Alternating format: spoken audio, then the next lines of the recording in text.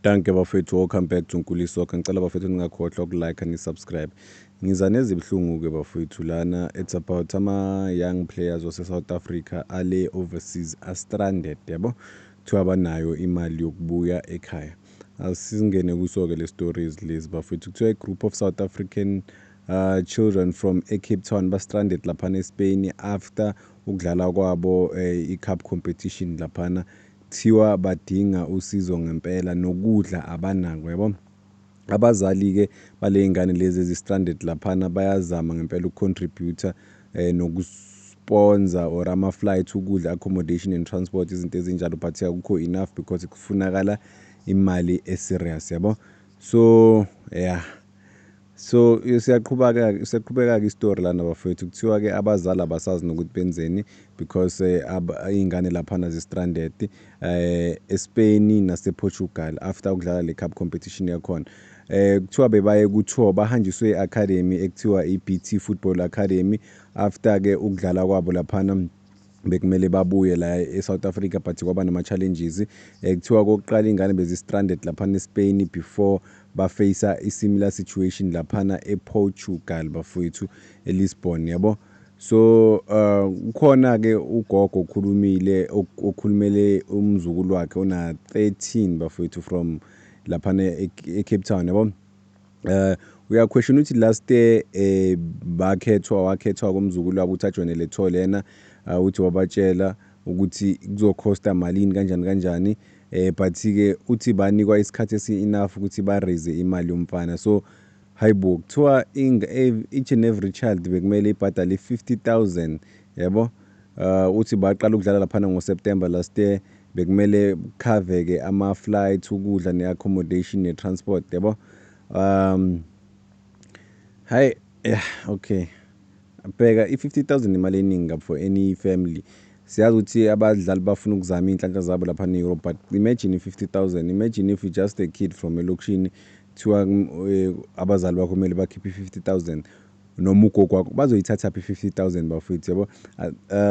I think i-management yalento le azange ibe right because abadlali mabeyodlala phesheya or bawuzama inhlanhla khona kumele kube ne-proper guidance bafethu. 50,000 imali eningi kabi yabo. So i-radio personality laphana eCape Town bafethu naye i-involved, bayazama ngempela ukuthola i-support yokuthi babuyise iy'ngane laphana la eSouth Africa ukuthi sokunesikhathi zihambile sokumele zibuye-ke, bayazama ngakho konke. Abanye abantu they even calling for i-government ukuthi assiste yabo.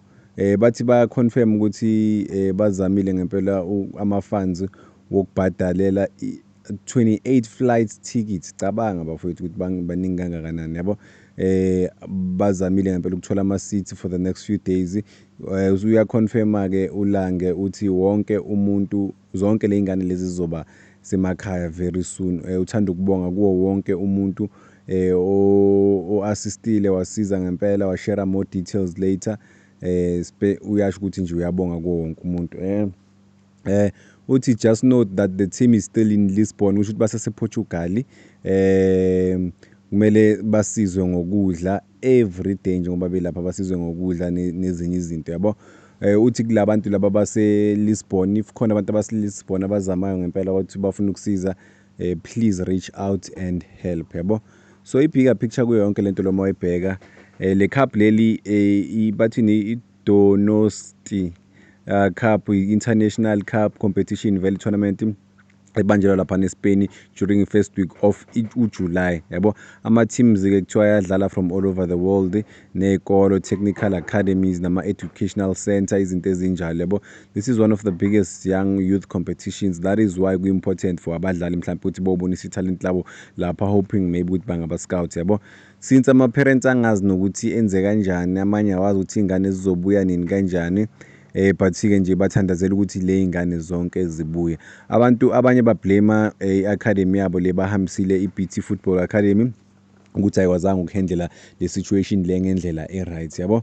So siyafisa ukuthi iy'ngane zibuye because into bathi bebastruggle ngayo kakhulu ama-flight tickets bafowethu, because ama-flight tickets ayadura yabo, ayadura ngempela. But amanye ama-questions esingawabuza ukuthi bawathole kanjani ama-visa banganawo ama-return flight ticket, because isikhathi esiningi uma uthola i-visa kumele ube ne-return flight ticket yabo. yizo zonke izinto lezi kumele zi-answare because bahambe first week of uJuly namanje abakabuyi. uJuly so uyaphela manje bafowethu. I can't imagine how much these kids are struggling lapha ne-Europe, but-ke sibafisela inhlanhla bafowethu ukuthi bakwazi ukubuya abafowethu abancane. Danko bafowethu, soyibamba la kwamanje.